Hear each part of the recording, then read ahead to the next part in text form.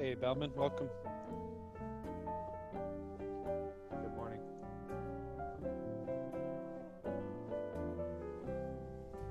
Hello, John. Welcome back. Good morning, Jordan. Welcome back. Hopefully you're doing well. Hopefully you had a good day off.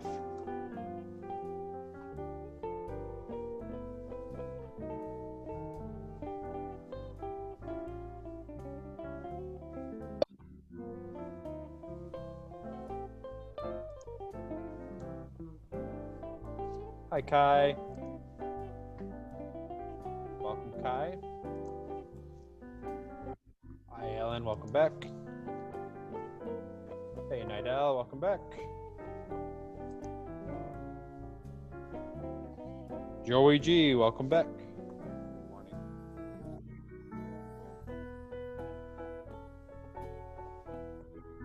Hi, Ryan. Welcome back.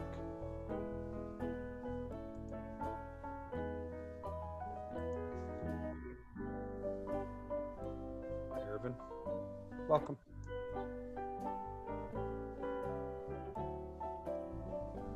Hi, Nadina. Welcome back. Hello, Joseph. Welcome. Hi, Tintin. Good morning. Good morning, Faith.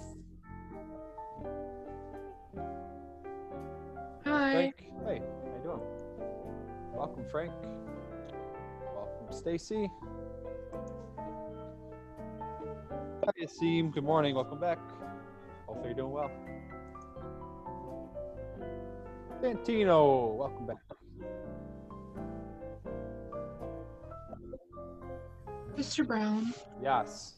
Emma called me and said her internet went out and she's trying to get it back up, but she doesn't know if she'll be able to join. Thanks for letting me know. She's always having problems at internet. Thanks for Yeah, I know. relaying that message. Appreciate it. No problem. Hi, Wendy. Welcome. Hi, Jumi. Welcome back.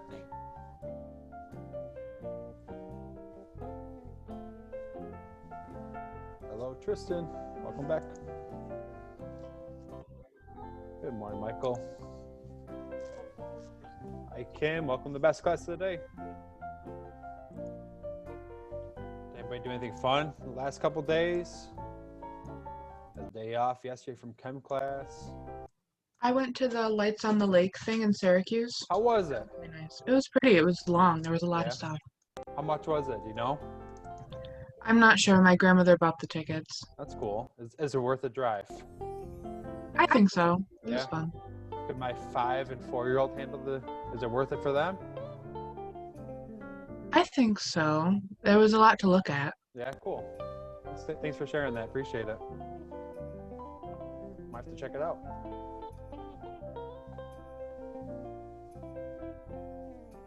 Anybody else?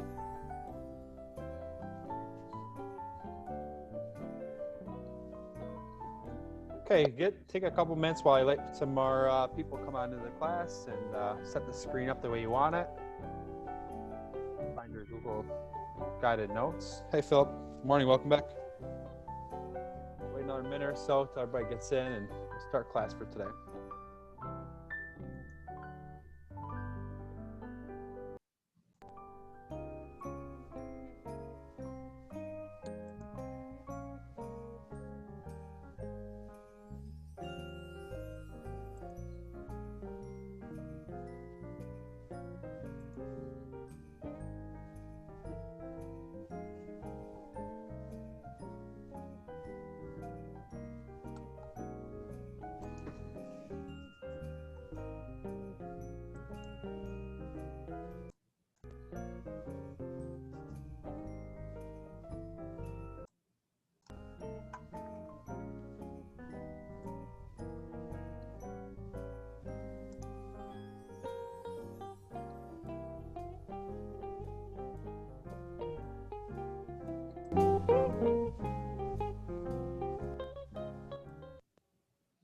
All right, welcome back. Hopefully you guys had a good day off and took some time to relax. Hopefully got some gym assignments done and ready to roll. Please check the attendance to the left. Please make sure it's accurate and precise. And let me know if I mismarked you. If I did, please go to the chat it up, or you could unmute yourself as well.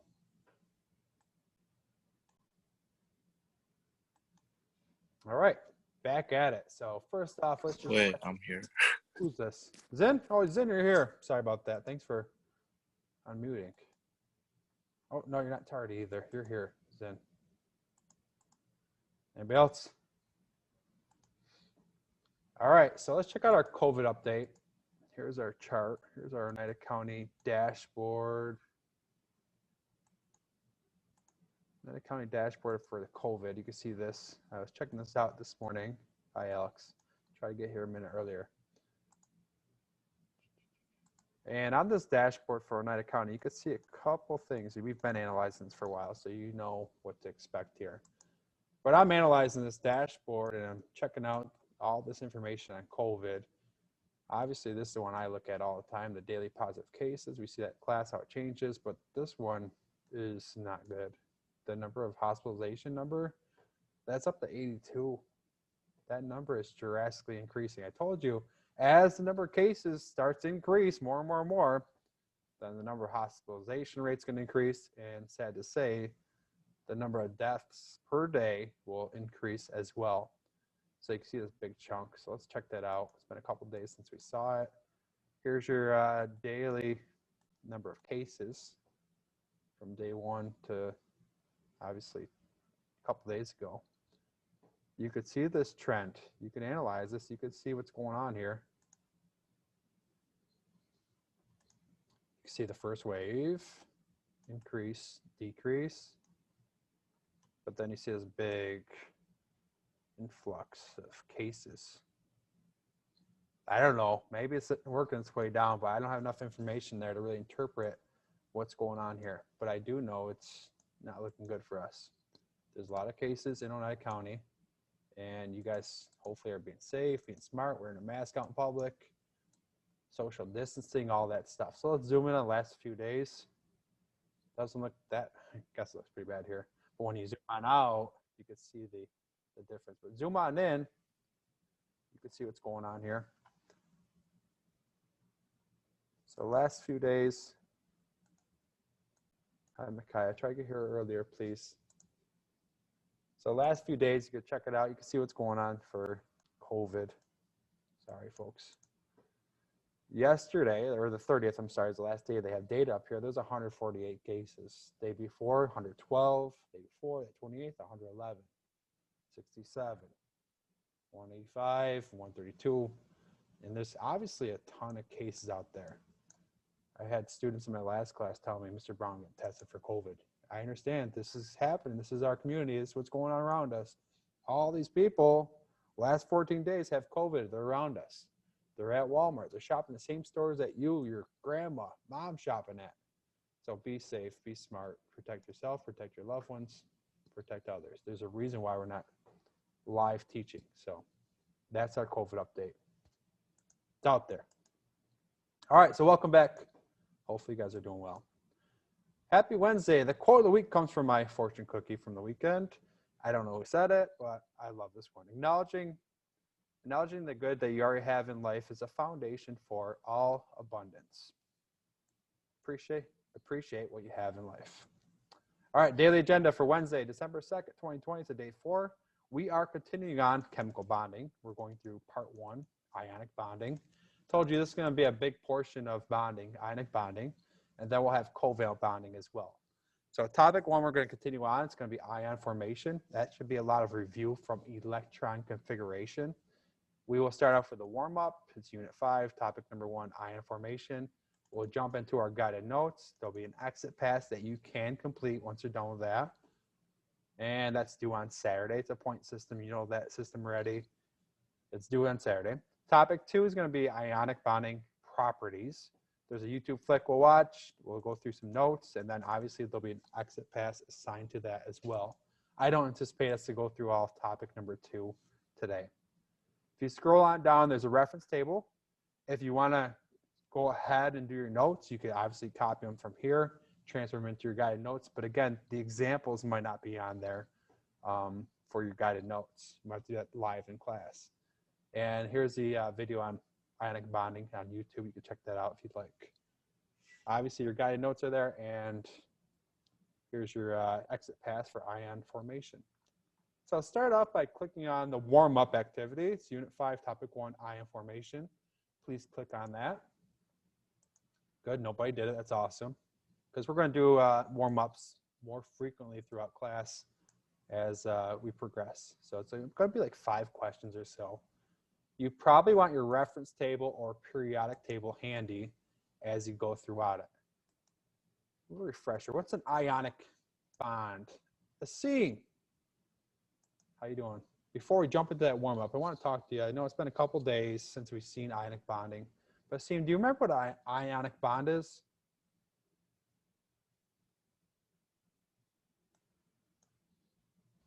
I don't really remember it. That's all right. Honest. That's all right, Steve. Thanks for being honest. Bellman, do you remember what an ionic bond is? I don't remember either. I'm not All sure. right. Okay. We didn't, it's only like a second day talking about ionic bonding, so no big deal. We'll get it. I'm going to find someone that does. Irvin, do you know what ionic bonding is? Someone asks you on the street, what's an ionic bond? What are you going to tell them?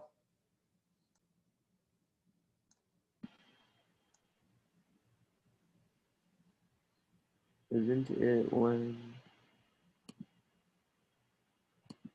What kind of elements bond?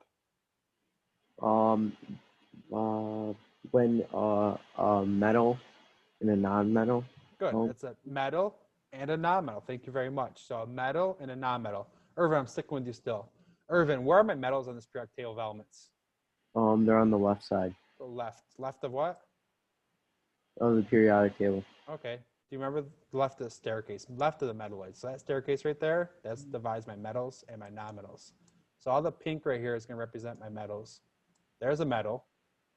And obviously non-metals are going to have to be the other ones to the top right-hand corner. So metals are in pink. These guys are metals too, but we don't deal with them much for bonding.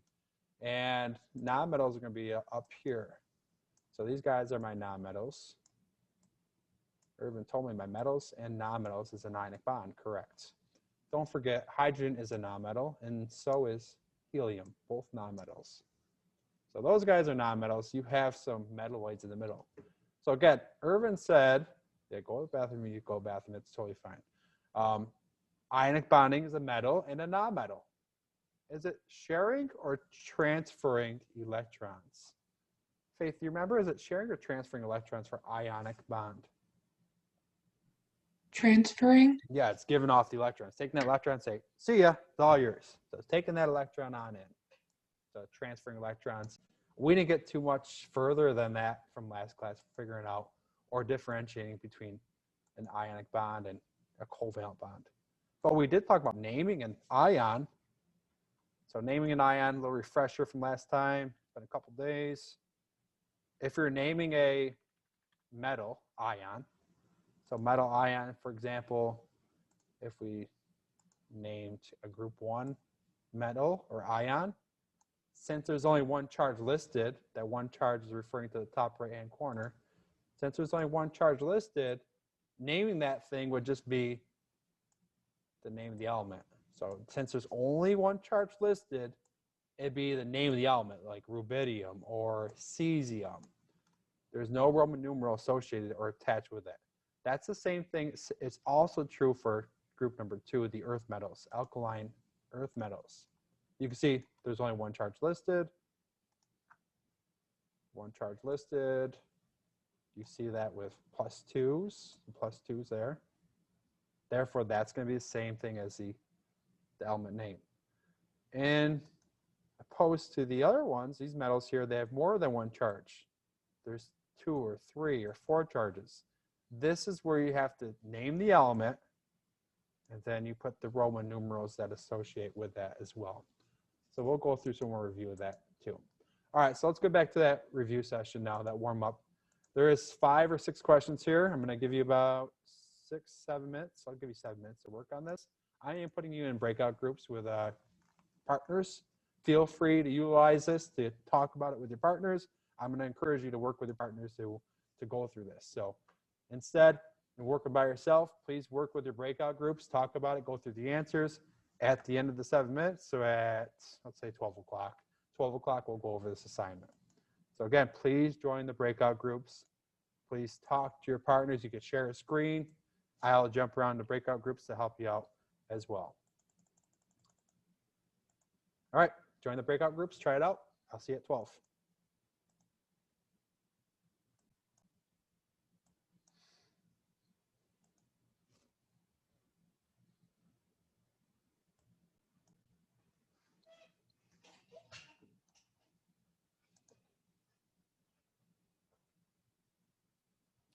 Please join the breakout groups.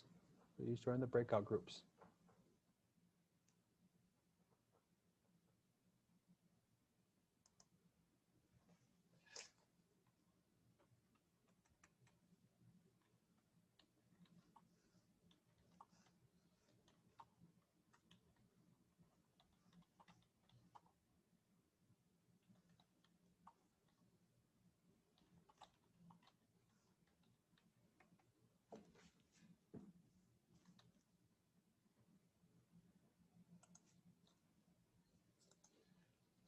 Please join the breakout groups.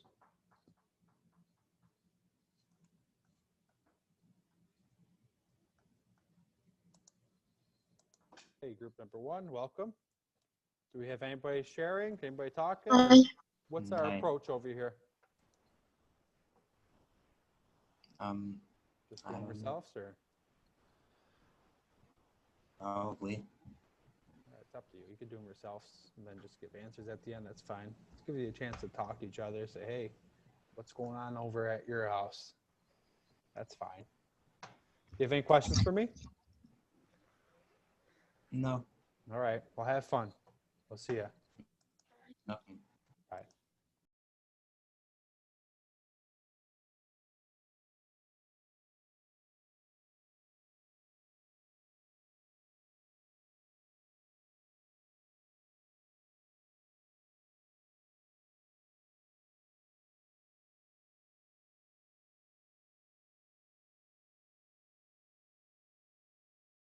We can't hear you, Mr. Brown. Oh, I couldn't hear you guys either because your mics were muted, so I apologize. What is our approach here in our group? Are we doing this separately, then going over the answers? Are we not talking at all?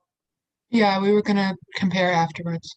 Okay, so please work on it. Someone wants to share their screen, go through it. Jordan, you can't talk. All right. Oh, so it's gonna be tough. Stacy can't talk either. Leonardo, you around? Yeah. So it's you and Faith really talking. So do you have questions? Do you want to talk about something? Want to talk about any of these questions here? Oh no, I'm good right now. Leonardo, let's go through number 3. Number 2. Let's go through that one as a group. An ionic compound is formed when there's a reaction between the elements what? So we know an ionic compound is a metal and a non-metal. So we want to figure out which one of these is going to be a metal and a non-metal. Did everybody in the group get that one yet? I put A. Yeah, A is the best answer because what I would do here is figure out which one's a metal. This guy's a metal, strontium, because strontium's right here. What happened here? Strontium is right there, Sr. And chlorine is obviously a non-metal. Scroll on over to the periodic table. Chlorine's right there. That's going to be a non-metal. So metal and a non-metal bond together. So use your partners, help yourself out. Hopefully go through this. If you went through the rest of these would all be non-metals, non-metals, non-metals. Ionic bond's a metal and a non-metal. Does anybody want to see any other questions here? Yeah, I wasn't sure about number 1. Number 1. Which element, excuse me, which element forms an ionic compound when it reacts with lithium? Lithium, is that a metal or a non-metal? Oh, I understand now. I totally read it wrong. Gotcha. So lithium, just checking it out, just to make sure everybody else is on the same page as you. Lithium's right, why it's not working right now?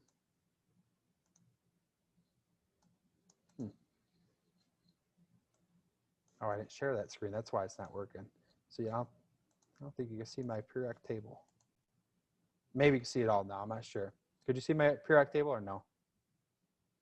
Yeah, we can. All right. So in this situation, lithium, no, it didn't help at all. My marker's not working right now. I don't know why. Must have ran out of ink after all this time. Lithium's over to the left. You can see that it's a metal. And we want to figure out which one of these guys is going to be a non-metal because it's making an ionic compound, ionic bond. So we're looking for a metal. And now we got to find one of these, which ones are non-metal. So K is over to the left. That's a metal. Fe is over to the left of the staircase, metal. K is a metal. Fe is a metal. Kr, krypton, is a noble gas. So that's a nonmetal. And bromine's a nonmetal as well. So the reason why it's not krypton is because that has a stable octet right there. It's 8 electrons. That's not going to bond. This group doesn't bond again. All right, I'll go over this in a few minutes. I'm going to join another group. We'll see you later. Please talk to your friends.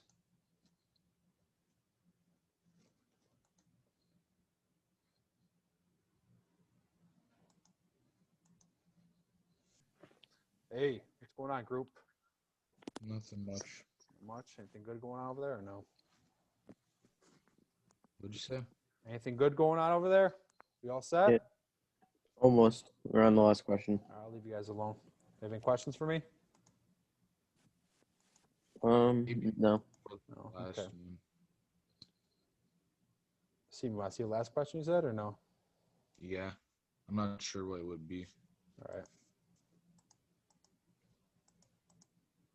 Last question. All right, so this is kind of a review from the past. Net charge. The overall charge of the ion consists of 10 electrons. So 10 electrons, so 10 negatives. And we have 11 protons. Protons are positive. Neutrons are garbage. They're not even going to affect the overall charge of the atom. So you're trying to figure out if you have 11 negatives, 10 positives, what is remaining? So you do your math on that. There's 1 positive left over. Go with that? Okay. Mhm. All right, I'll see you guys in a minute. All right.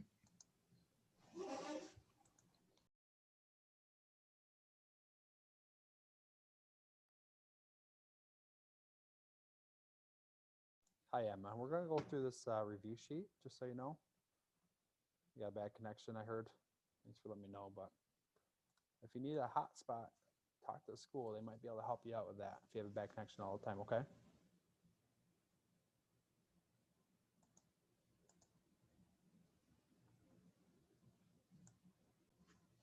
Okay, wait till everybody gets out of the breakout rooms, and I will go through these questions relatively quickly since you guys already went through them. Okay.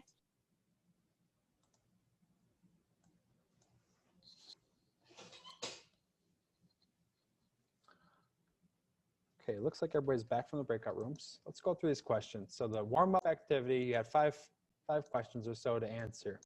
Question number 1, hopefully talk to your groups. This is a good opportunity for you guys to interact, talk, figure out what's going on, how things are going for you guys. Take advantage of that. You don't have to work on chemistry the entire time. You can build a bond, if you know what I mean, with your classmates. All right, number 1 says, which element forms an ionic compound when it reacts with lithium?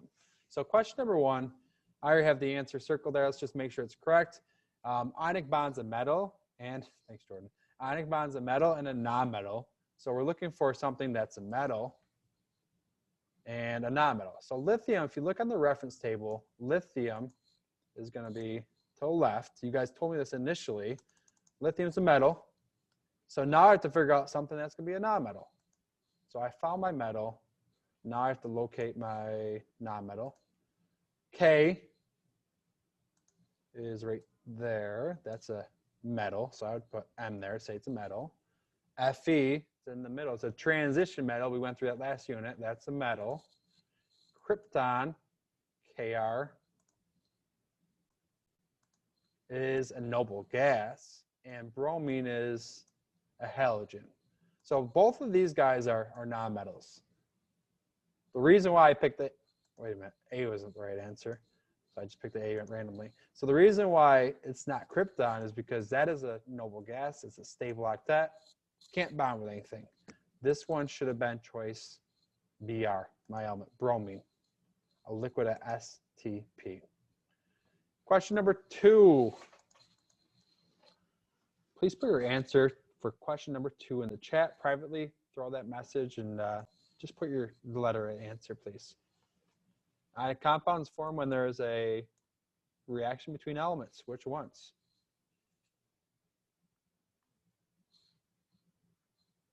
A lot of A's. A couple people put B here. A lot of A's. Some B's, though. So let's check it out. So it's got to be an ionic compound. Ionic compound. So I see only A's and B's for the answer. So let's just check out A and B. Ionic compound's a metal and a non-metal. So locate your metal, locate your non-metal. Strontium happens to be Sr, metal. Chlorine is Cl, non-metal. So you definitely have to know the difference between metals and non-metals. That's why I started off class like that. That looks like a solid choice. But let's check another one out. Let's go to B. You guys said, oh, that's why you said it. Good. So B is hydrogen and chlorine. So there's chlorine. But hydrogen up here is a tricky little sneaky guy. Hydrogen's to the left of the staircase, so you're thinking it's going to be metal, but it's not attached to that staircase. It's not attached to the main group. Hydrogen is the only element to the left of the staircase that is not a metal. So it's, I think of it this way. It's not attached to that group. These are alkali metals. When we talked about groups, we said hydrogen's in a group all by itself. So that's a gas at STP. That is a non-metal. So that should have been choice A for number 2. Question number 3, check it on out.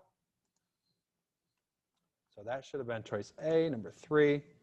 The compound XCl is classified as ionic if X represents the element what? Please put your answer in the chat.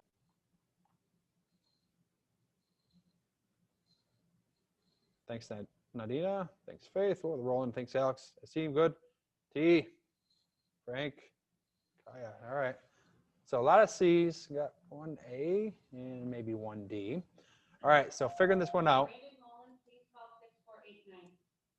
Figuring this one out, we have a random element, which you have to find it's going to be, and Cl. So in this situation, I'm looking at my Cl and say, oh, Cl, is it a metal or is it a non-metal? So there's my Cl. Cl is right here. Cl is going to be a non-metal. It is an ionic bond, so it has to be a metal and a non-metal.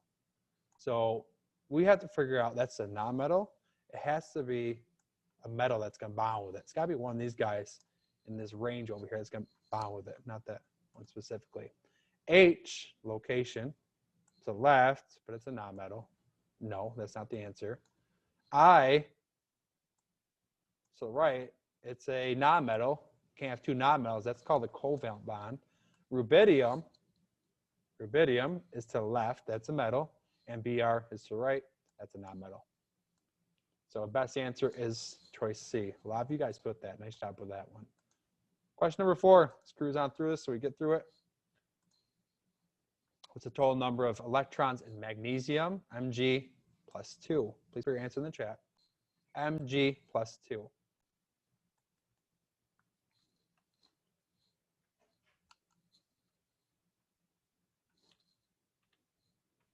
Good. Looks like you guys all have the right answer. That's awesome. Good to hear. Good to see. Mg plus 2. So you guys know what that plus 2 means. That plus 2 up at the top right corner, plus 2, means you're not adding 2 electrons, but rather you're getting rid of those last 2 valence electrons. So those 2 electrons at the end are gone. So total number of electrons, you add 2 plus 8 together, gives you choice A, 10. Nice job on that one. These questions that I pose up here are all Regents questions, so you guys will be prepared for the Regents. I do a lot of the questioning that come right from the Regents exams. Last one, question number 5. What's the net charge of an ion that consists of 10 electrons, 11 protons, and 12 neutrons? Please put your answer in the chat. What was 4 again?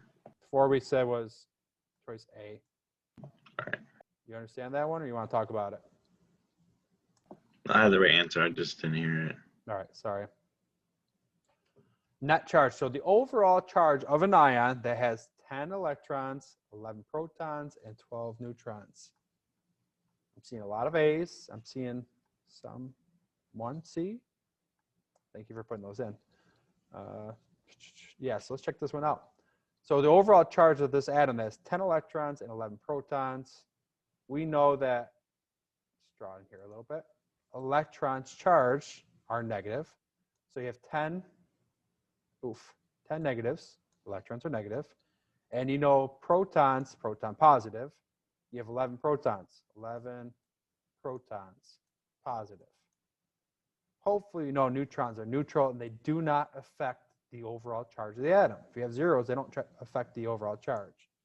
So you can do some simple math here. Negative 10 plus 11. What's left off is just a positive 1. So the overall charge in the situation would be positive 1. So to analyze that, positive 1, we could figure out which element we're dealing with. If it says 11 protons, you could find 11 protons up here and say, oh, it's got to be sodium. Nah. So it's got to be sodium, 11 protons. And if it has 10 electrons, 2 plus 8 gives you 10. That one's now gone. That one valence electron's gone. You have overall charge of plus 1 as well. So there's your little warm up. Hopefully you guys could understand those questions and hopefully you learn from each other as well. All right, so that's our warm up. We will do warm ups more frequently throughout the year. All right, back to the drawing board. So here we are. Back to the drawing board. We finished the warm up. Let's go to the guided notes. So please open up your guided notes. You know where they are. They're below on the stream, or you can find them in their classwork, unit number 5. And then obviously it's going to be closer to the bottom because we posted this a while ago. Pull up your chemical bonding guided notes. As you're loading that, you should have a reference table handy because we're going to be needing it for class today as well. So we already talked about topic number 1, which was ion formation. That was a warm-up that we reviewed from last time. We talked about the octet rule means there's going to be 8 valence electrons, and the noble gases don't react because they have a stable octet. Helium's a different one because it has 1 ring. There's only 1 ring attached, has a maximum of 2 electrons on that ring. We talked about ion formations and which noble gas it referred to last class. We talked about positive ions, are metals. So over to the left of the periodic table, all the metals, if you ever looked at that, hopefully you notice this little trend now. All the elements to the left are going to have charges of something positive. Metals, they have charge of positive, positives. There's positives all over the place. So those are going to be metals. If there's only 1 charge, I talked about this earlier, 1 charge listed, it's the name of the element. There's no Roman numerals. If there's more than 1 element, then you're going to have to represent the name and the Roman numerals attached to it as well. We looked at copper last time. Copper has 2 charges. So if you're referring to copper plus 1, it's got to be copper Roman numeral 1. Copper plus 2 is copper Roman numeral 2. Same thing for nickel. There's more than 1 charge for nickel. So that nickel that we're talking about is going to be nickel 3. Hopefully you remember that. Don't lose that. We're going to need that for later on when it gets more complex. We talked about negative ions are non-metals. And you take the first syllable, chlorine, take chlor, and you add the suffix "ide." Those are easier. You don't have to represent Roman numerals. We talked about bonding. We talked about forming a bond. When 2 atoms come together, they collide, they click, hit, they make friction, energy is released. So 2 atoms come together, what happens? They collide, they make friction, energy is released. It's an exothermic reaction. Forming a bond, heat is leaving, exiting. Exothermic reaction, heat's released. Memorize that one because breaking a bond is the opposite. It's endothermic. We did some valence electrons, Lewis dot diagrams. We talked about the transfer of electrons here. Na originally had 1. It crossed the bridge. It transferred the electrons to make sodium chloride.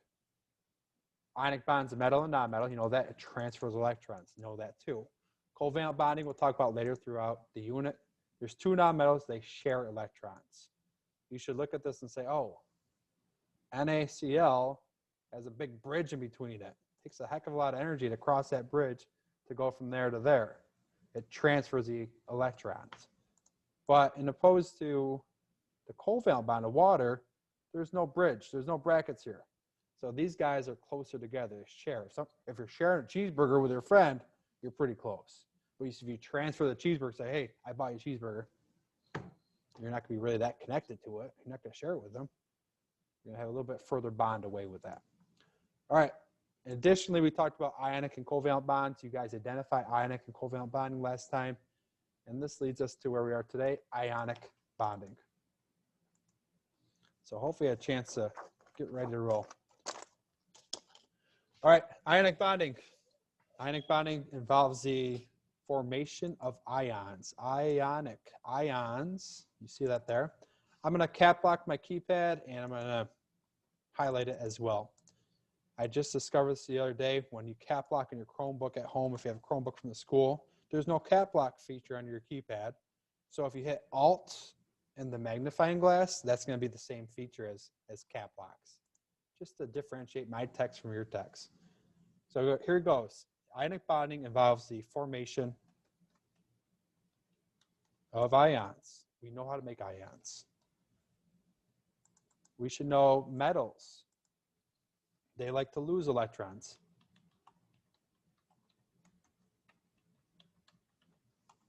They like to lose electrons to become positive. So if you take an electron off, take a negative charge electron off, throw it, you become more positive.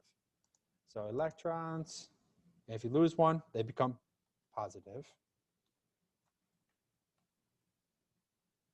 And a positive ion, if you remember this from making the ions, a positive charge is called a cation.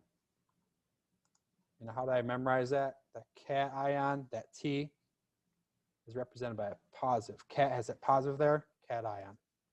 So cation are metals. Cations, they're going to be something called oxidation, new term for us. But I'll give you a corny little phrase that'll help you memorize that. So oxidation. This phrase we'll go through in a couple minutes after I do the nonmetals, and we'll identify it. So metals, they like to lose electrons. Excuse me. I muted myself for a cough, but it's a little late on that one. Metals, they like to lose electrons. All these metals over here to the left of the periodic table, they lose electrons.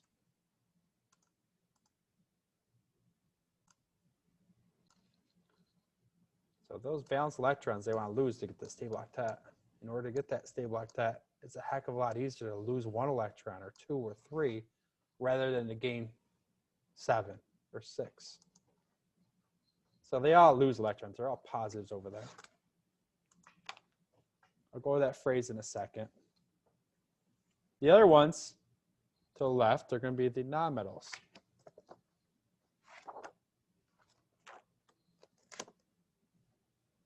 Nonmetals, they like to gain electrons.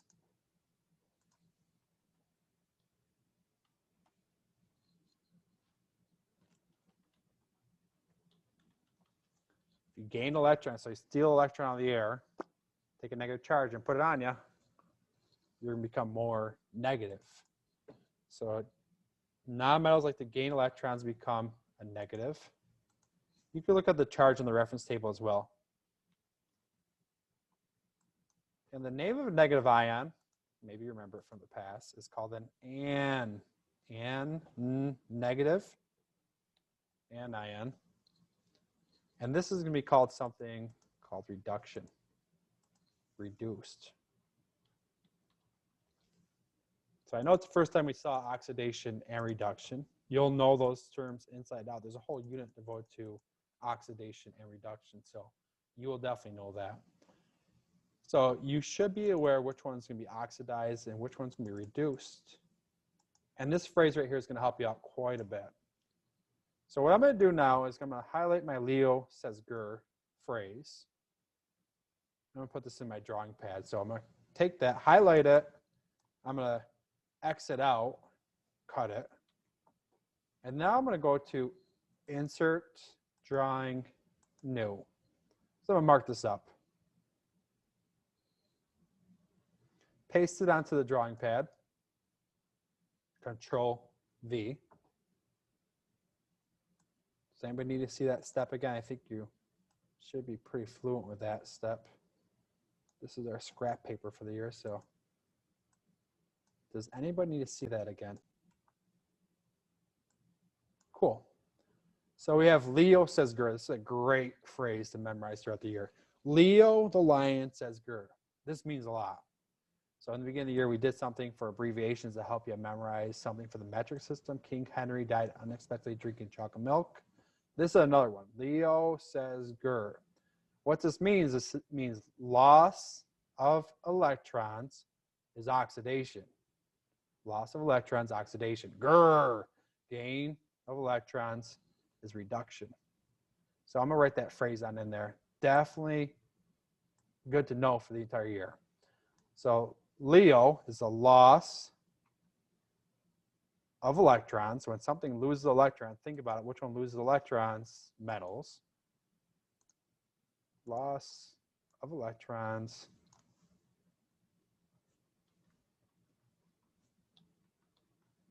is oxidation. So anytime something loses electrons, it's going to be oxidized. Which elements lose electrons?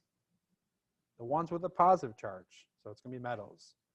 So what I'm doing here, I'm making my vertical, I think you guys probably already saw this, but I'm making my vertical little text box.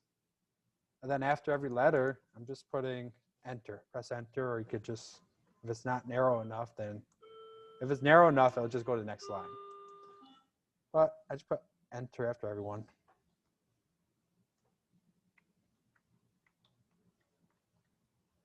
Loss of electrons, oxidation. Leo lion.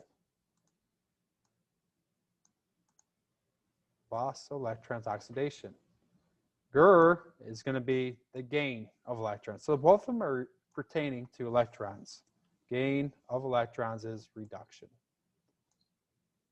So this is something you definitely should be aware of throughout the entire year. This corny phrase. Come Regents time, if you don't memorize it, if come Regents time, I would at least write this down in the Regents. One of the first things I'd pop right in there. So electrons, if you want to copy and paste this text box over here and pull it over there again, that's totally fine. I'm going to do that to save myself some time, maybe.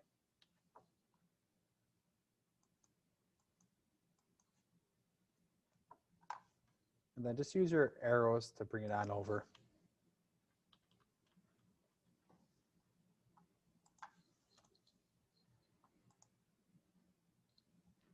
Gain of electrons is reduction.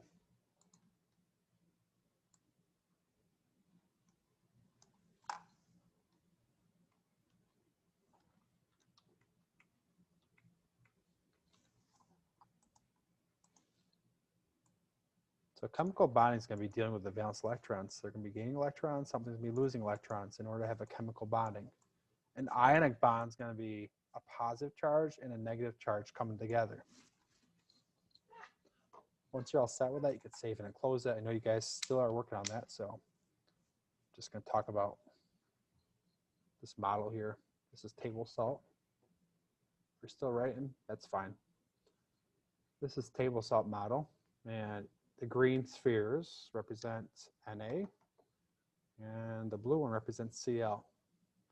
So what's holding this together is magnets, but if this were a model of table salt, these two would be attracted by something specifically like the charges. Na has a charge of +1 because it's in group 1. Cl has a charge of -1, positive, negative, attract. So that's what's going to keep these two things in ionic bond together. This forms something called a crystalline lattice.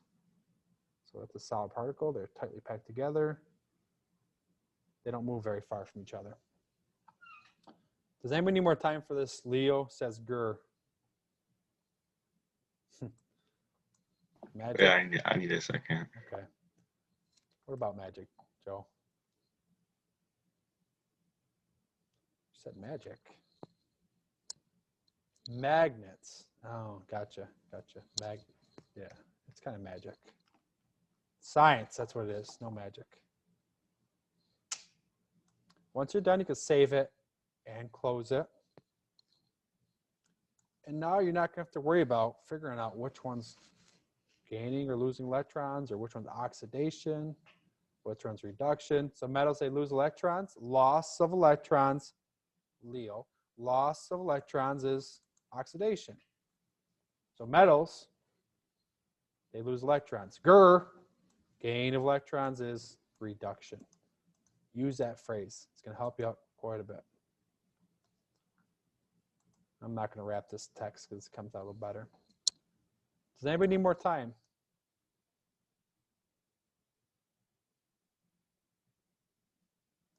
You can privately chat me. Okay, moving forward, a little bit more review. Atoms can be illustrated by a Bohr diagram or a Lewis dot diagram. Let's just take a look at a Bohr ring of sodium and a Lewis dot diagram of sodium as well. So I know we've practiced this quite a bit. So I'm not going to stress and take too much time making a Bohr ring.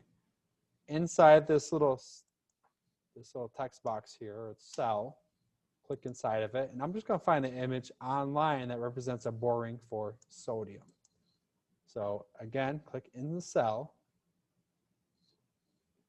go to Insert, Image, search the web.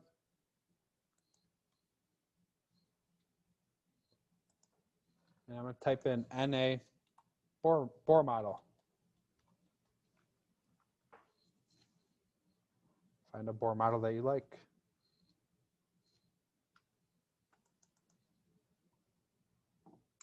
So we could have drew this again, but I'm not going to take the time. Some of you guys took some time making a lot of Bohr ring models. They were awesome. So you can look at Na, and you should notice that there's 2 electrons on the first shell, 8 on the second, and 1 on the third. There's 3 rings there. It's in period 3. Since there's 3 rings, it's in period 3. Since there's 1 valence electron, you should know it's in group number 1. Let's do the same thing for the Lewis dot diagram. So click on the Lewis dot, go to Insert,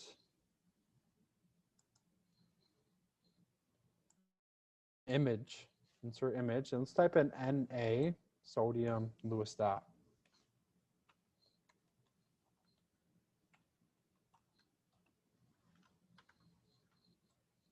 Find a Lewis dot diagram that represents sodium. Oh. You could put it that big if you'd like to. I don't care. I'm going to shrink it on down a little bit.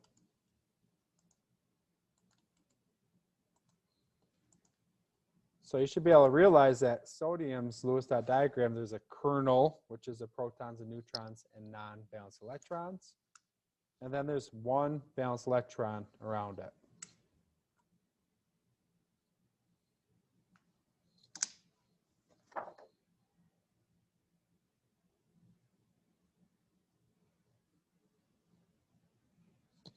So that is an atom of sodium. Atoms of sodium. There's no charge listed. There's no brackets. The valence electrons are represented at the end. Anybody need more time?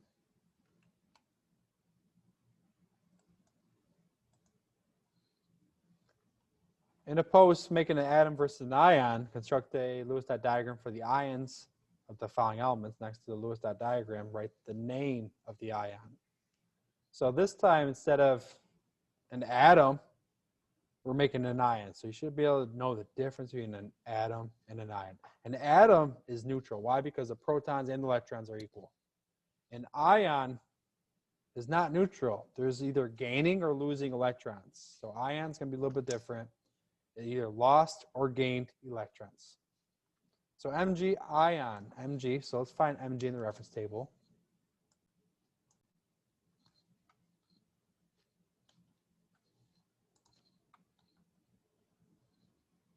So it wants the ion for Mg. So this still should be reviewed from electron configuration at least.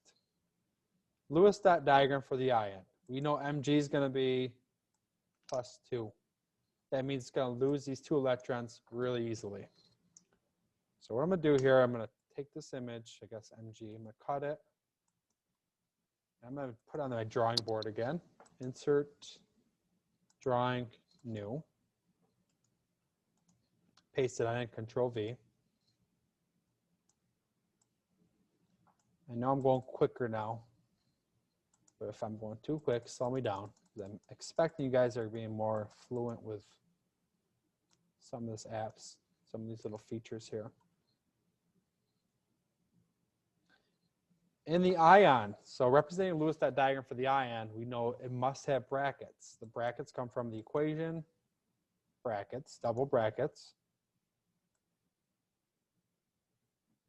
In the ion, we know the charge must be represented as well. So I'm adding a text box with +2. That's the charge that was represented there. So that's what it should look like.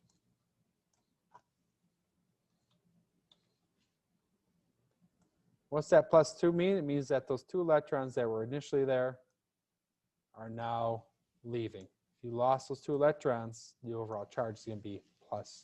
So I'm going to get rid of those 2 electrons.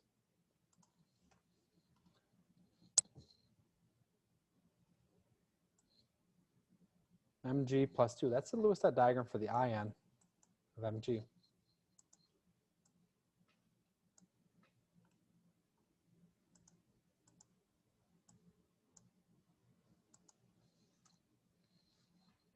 The name of this ion, what's Mg's name going to be?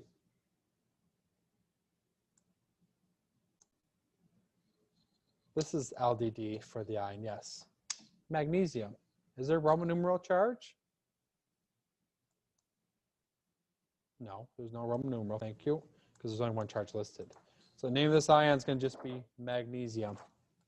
Spelling's on the reference table, page 1011. Magnesium.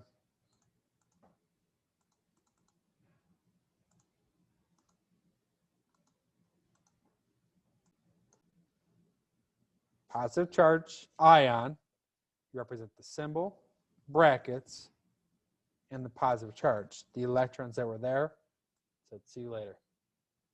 They're not represented. Oxygen, on the other hand, O. There it is. Oxygen, let's do the same thing. I'm going to copy, just get rid of this, I guess. Cut it, image, drawing, new. So we're doing a Lewis dot diagram for oxygen.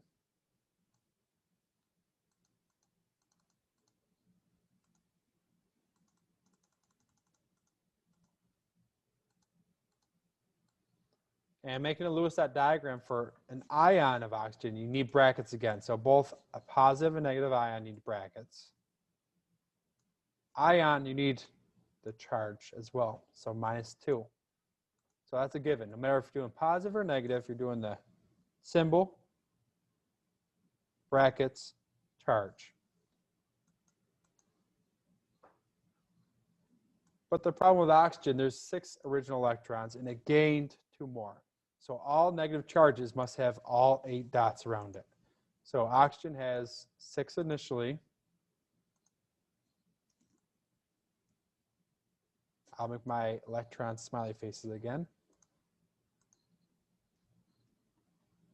Control C allows you to copy. Control V allows you to paste. So the 6 electrons go around it, 1 to the 12 o'clock hand on the clock, 1 to 3, 1 to 6, 1 to 9. That's the first 4. The 5th one goes to the 12 o'clock hand again, maybe 12:05. Then it goes to the 3 o'clock. And then that's the original 6 that are on the valence electrons. That -2 means they gained 2 more electrons. So those 2 electrons came from somewhere else, maybe a metal, because they lost them. There's one of them. The other one that came from somewhere else, I just color coded them that you know that they came from somewhere else. There's the other one's going to be coming from another metal in that situation. This is a Lewis dot diagram for O-2. They could just be dots. They don't have to be smiley faces.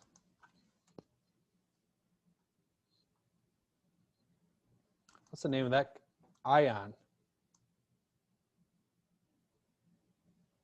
What's the name of this ion with O?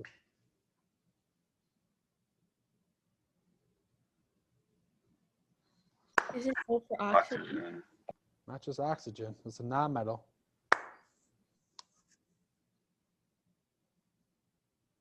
Oxide or something. Thanks, Santino. Oxide. It's a nonmetal. Nonmetals have first syllable and ide. Basically, all those ones in that screen right there: carbide, nitride, oxide, fluoride, phosphide, sulfide, chloride, bromide. Those would be the names of nonmetals. So oxide for nonmetals. We'll practice that more and more. You'll understand that. Oxide. Okay, once you get done with that, I'm actually going to take a few minute break and play a video on ionic compounds, ionic bonds. So if you need to catch up, feel free to catch up. It's a pretty cool video on ionic bonds.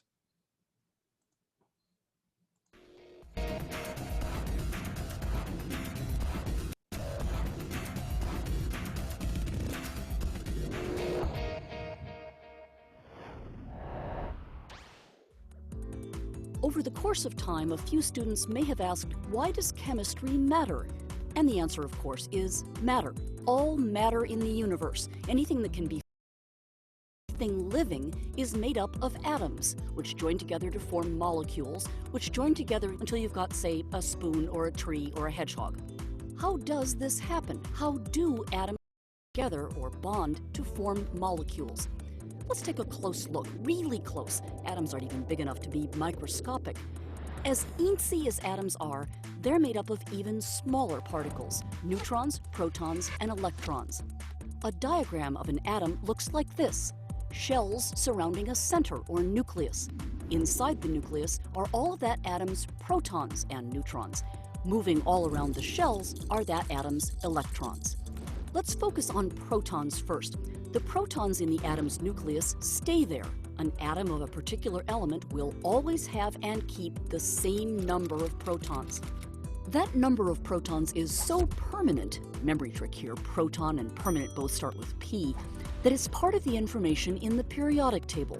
That number, usually at the top of each square, is the atomic number, the number of protons in the nucleus of an atom of this element. Look at sodium, abbreviated Na.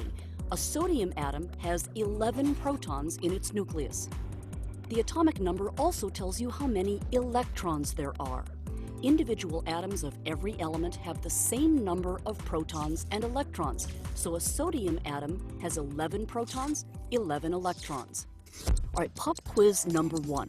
How many electrons are there in an atom of chlorine, abbreviated Cl? Answer: 17, same as the number of protons. Now, while the number of protons and electrons in each atom is the same, protons and electrons are very different, with different electric charges. Protons have a positive electric charge. Add to the earlier memory trick P for proton, permanent, and positive N+. Electrons, which by the way are much smaller than protons, are the opposite. They have a negative charge. And atoms themselves? All right, heads up, this next part contains information that might prove useful in a later quiz.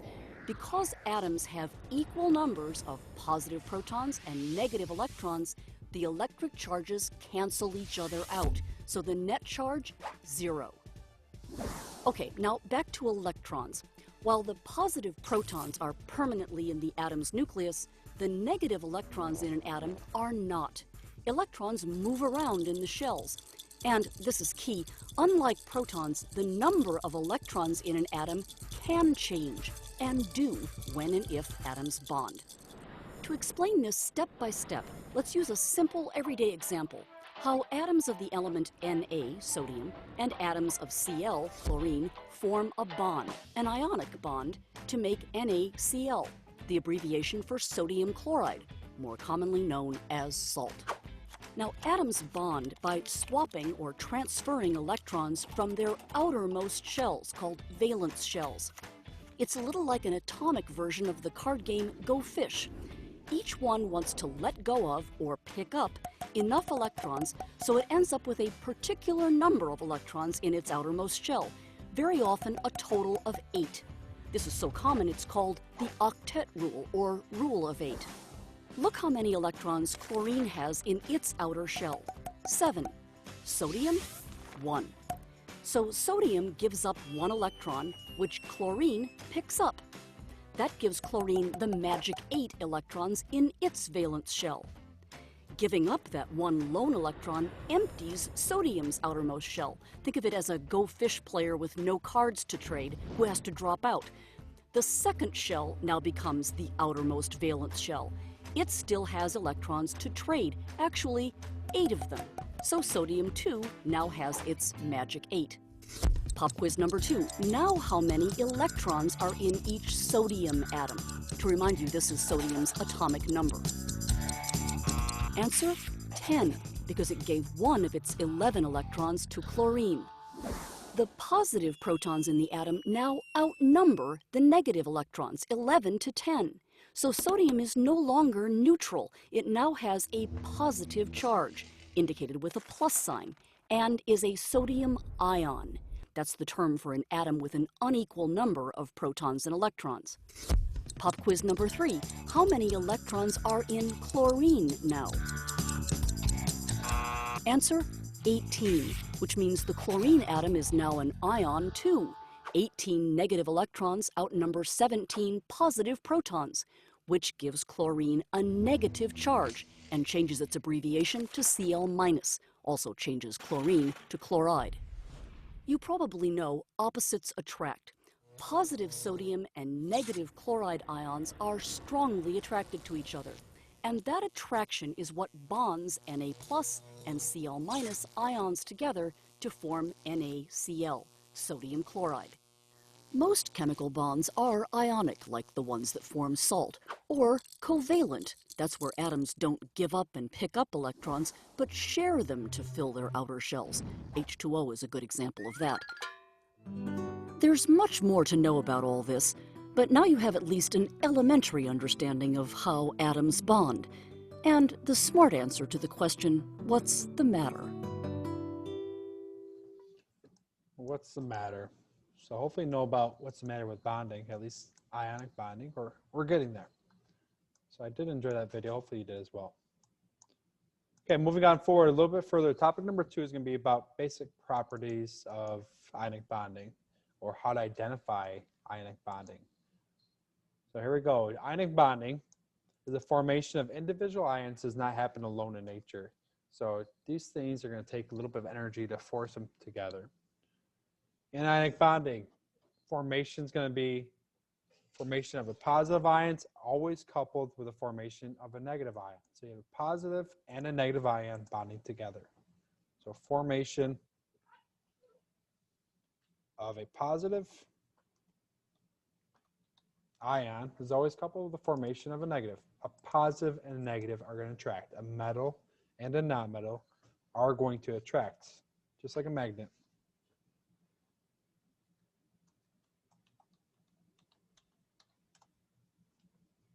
In ionic bonding is the attraction between opposite charged ions.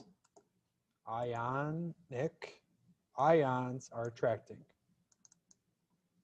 Attraction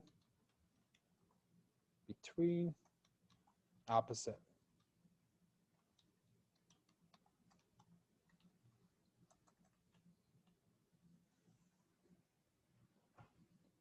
Attraction between opposite charged ions. Surface attraction can be broken down by melting or dissolving in water. So you can break down the attraction of 2 different ionic compounds by melting or dissolving it in water.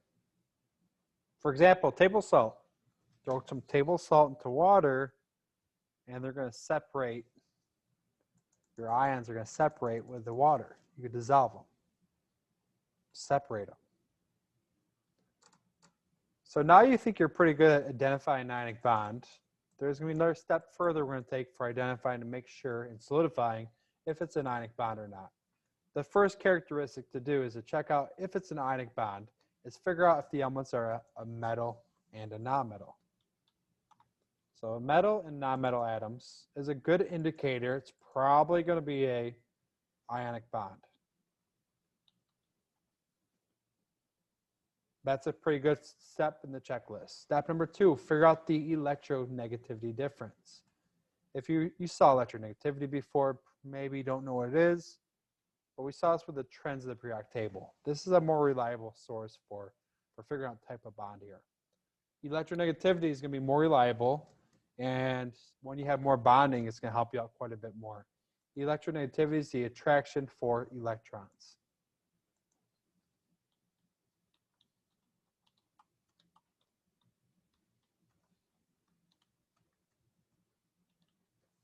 Attraction for electrons. What you do here is a difference. Obviously, you're going to be subtracting. Difference says subtracting. Change in electronegativity is going to be, if it's going to be 1.7 or greater,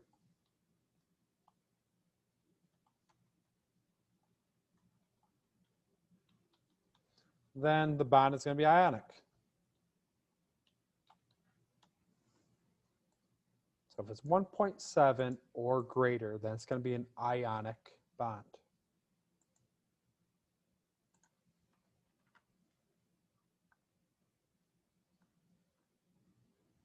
There's an exception, like there's several exceptions in chemistry class. You don't have to really focus on the exceptions, but the exception is a metal hydride. It's a compound or active metal in group 1 or 2, and hydrogen, when it bonds together, has a different electronegativity of 1.2, but you don't have to really focus on that. To figure out if it's a metallic bond or an ionic bond, it's a metal and non-metal, and it has an electronegativity difference greater than 1.7. So why am I talking about electronegativity difference? There's a little scale behind me. And that scale, you're going to figure out different types of bonds. The scale goes from 0 to 0.3. If you have the change in electronegativity, the difference in electronegativity values, which we'll practice real soon. If it's 0 to 0.3, it's going to be called a nonpolar bond, which we didn't talk about yet. If it's 0.3 to 1.7, the difference in electronegativity, it's going to be a covalent bond. It's called a polar covalent. But both these are covalent. And if it's greater than 1.7, the difference, this is going to be an ionic bond. So what's going to happen, this little chart, you're going to have at least 3 different types of bonds. One in this range, one in this range, and one in this range. Where it's going to tell you either it's a covalent, polar covalent, or non-polar covalent, and then the ionic as well. So the reason why I'm talking about this now is because it's going to get more complex when you're identifying different types of bonds. But right now, we're focusing on the window right there. So it's going to have to increase greater than 1.7. So electronegativity values we saw in the reference table for periodic table. And we saw this on page 1011. So I'm going to scroll to the next page of the reference table. So periodic trends, we looked at electronegativity, we looked at atomic radius, and we also looked at ionization energy.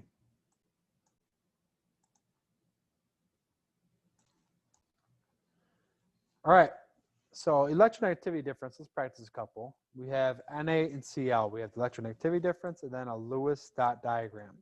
So here we go. Na, find Na, find Cl.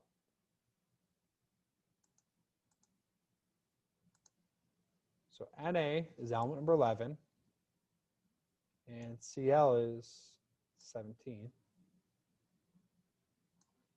There's my electronegativity. So I definitely need 0.9 and 3.2. 0.9 and 3.2. Electronegativity difference. So in this cell to the right, I'm just going to put Na.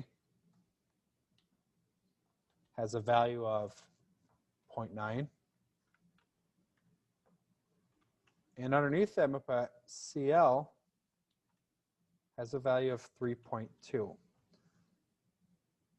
what you're going to be doing, you're subtracting those two values. So you're subtracting both those values. And what do we get for a difference? What's the answer when you subtract 3.2 minus 0.9? What's the difference equal?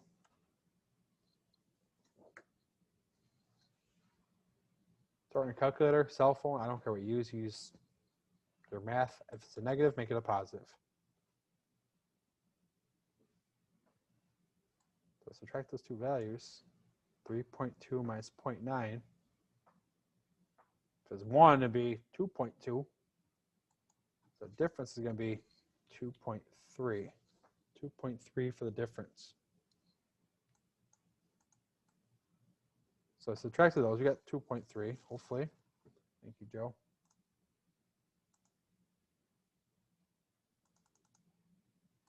So you subtract those two values, you get a value of 2.3.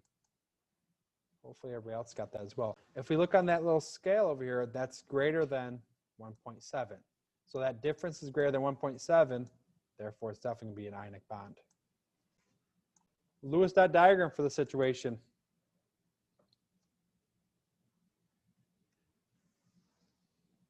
Yeah, I'll finish these last two boxes up here today, and that's going to be it. So Lewis dot diagram, I'm going to get rid of that stuff. In this cell right here, I'm going to go to that insert drawing. So we're going to make a Lewis dot diagram for NaCl. NaCl, it's an ionic bond. Insert image, no. Insert drawing, no. And this is for NaCl, just so I know. So we're making an ionic Lewis dot diagram for NaCl. We need an Na. We're making a Lewis dot diagram for an ionic bond. You need brackets, equations, brackets. You need the charge. Na is in group number 1, therefore it's going to be a charge of +1. That is a Lewis dot diagram for Na. Oh, that's what this, that was an L. Cut it off. Na is done. We have Cl. So make a Cl, chlorine. It's an ion, so you need brackets.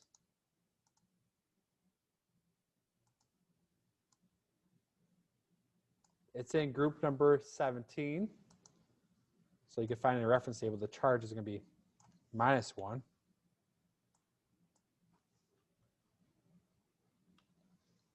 And it has 7 original electrons. So it's a negative charge, so it should have all 8 dots around it. It has 7 original electrons plus that 1 more. So negative charges should have all 8 dots around it.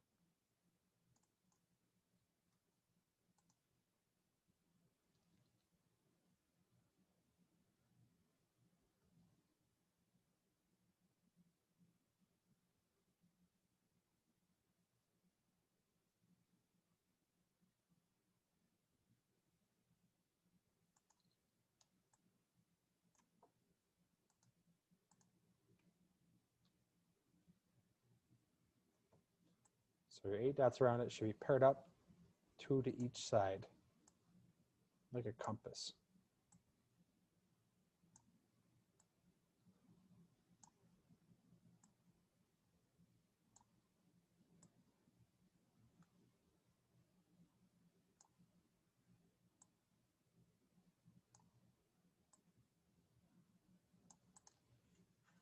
So there's your NaCl. There's your Lewis dot diagram for NaCl. It is always going to have a positive charge followed by a negative charge. So the positive usually is first, followed by a negative. Your Lewis dot diagram for sodium chloride. Again, that 1 electron that was there transfers on over, it crosses the bridge, transfers over, and it goes and replaces that one right there. Not replaces, it transfers. It's borrowing that electron. That's what's making the ionic compound, the ionic bond.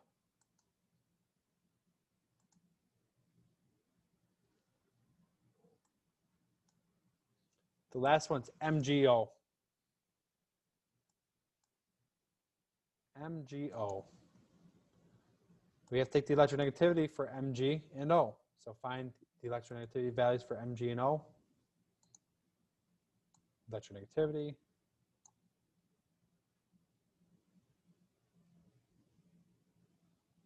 O. Mg. Find those values.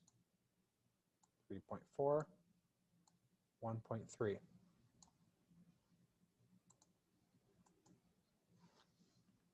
Mg's electronegativity is 1.3.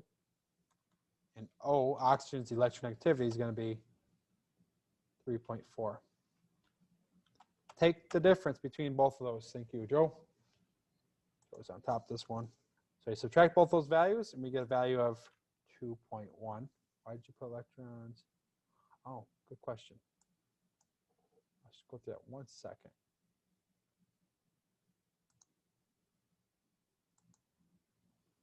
So it's 2.1 is the difference.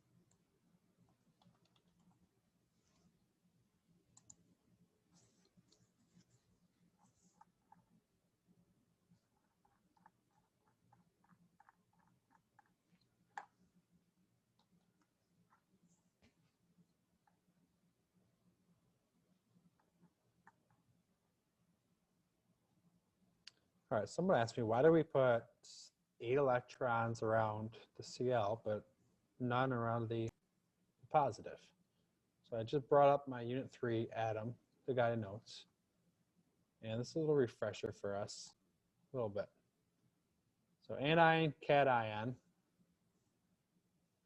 Maybe a little bit. Let's find some Lewis dot diagrams. Anion, cation was there. Okay, there it is. I don't know what page number it is, but it's on here as well. So for negative charges, add 2 electrons to the sulfur. That gives you 6. Negative ions always end up with the 8 valence electrons. So no matter which negative charge you're looking at, you're dealing with, they all have 8 dots. Because this originally had 6, and you're taking in, that negative 2 means you take in 7, 8, 2 more electrons. So it had 6, and those 2 other ones pop on in there. They come from somewhere else, so they're represented too. But the positive charge, you remove the electron. So the positives, they have like 1 valence electron or 2 valence electrons, maybe 3 electrons. So those 1 electrons that were there, or 2, they leave. They go to this guy, or they go to a negative charge. So when you lose them, you don't represent any of the valence electrons at all. So for all positive charges, you don't represent any electrons. So again, that 1 electron that was there now says, peace out, I'm out of here. Just like someone just said, peace out, maybe I had a bad connection. That one that was there said, see you later. It's migrates, transferring to this one. So Cl originally had 7. And then those 7 are represented. That -1 means you add 1 more electron. So that -1 means you add 1 more electron. Where'd it come from? Came from here. Once you add that electron, you have all 8 dots around it. And then on the negatives, on the positive side, that one's now gone, so you don't represent any electrons at all. Hopefully that helped if you asked for help on that question. All right, so back to the drawing board. Lewis dot diagram, let's finish this up. Hopefully enough time. Yes. Lewis dot diagram for MgO. MgO. So Mg has a charge of +2.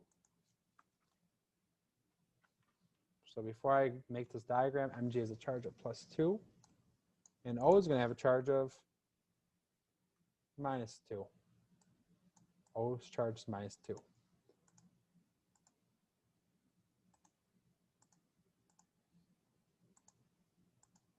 So in that cell, I'm going to insert drawing new. We're making a Lewis dot diagram for the ion MgO. So I'm going to do it quick because we don't have much time left. MgO. If you get done early, if I get done early, then obviously I can answer questions, but I want to make sure I finish this one really quickly. So Mg, the first cell. And in that, we're going to have brackets.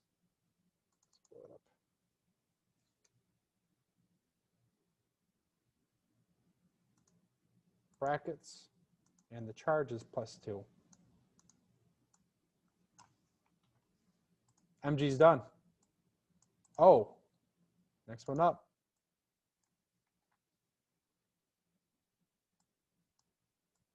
You have the kernel, which represents the protons, neutrons, and non-valence electrons. You need the brackets because it's an ionic bond. You need the charge because it's an ionic bond as well, -2. Oxygen has 6 valence electrons originally.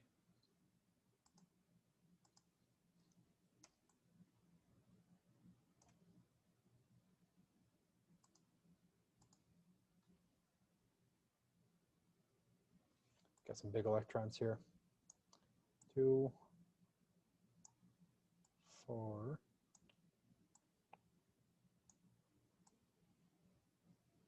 So oxygen originally had 6 electrons. That -2 means it gained 2 more electrons. So there's 6. It gains 2 more electrons. Where they get them from? They got them from the Mg. So it got 2 more electrons. There's one of them. There's the second one. 2 more electrons came from the Mg. So what happened here is this Mg had 2 electrons.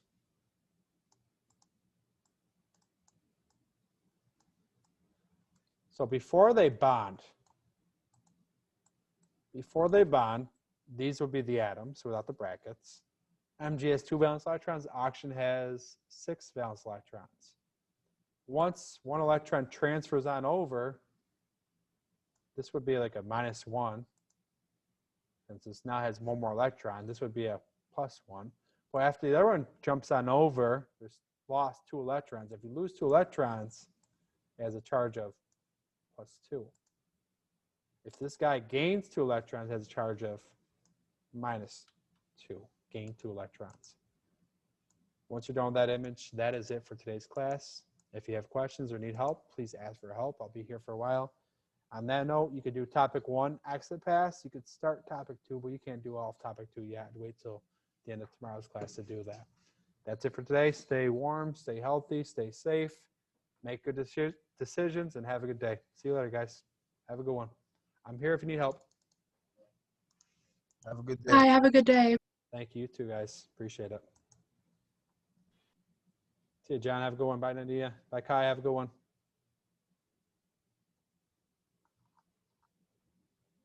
See you, John. Kim, have a good day. Bye. Have a good day. You too. Thank you, Joey. Thanks for your help with the math. The hard math for today. Would have been lost without you, Joey.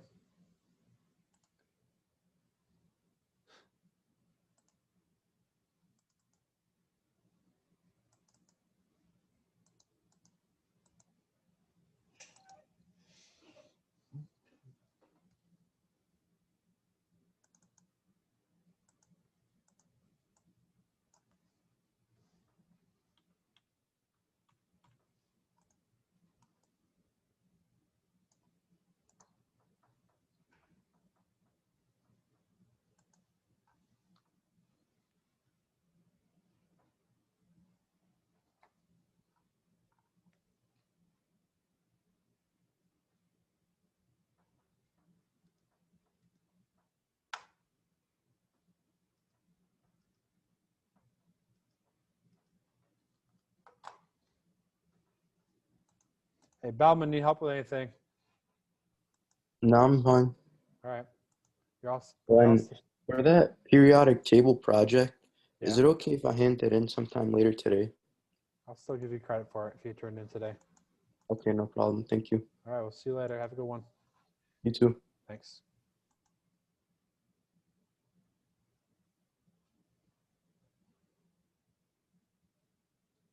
Jordan, do you have any questions for me?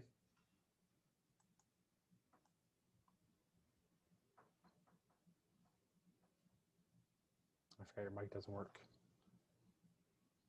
You chat if you have any questions. It's fine. All right. Have a good day. We'll see you later.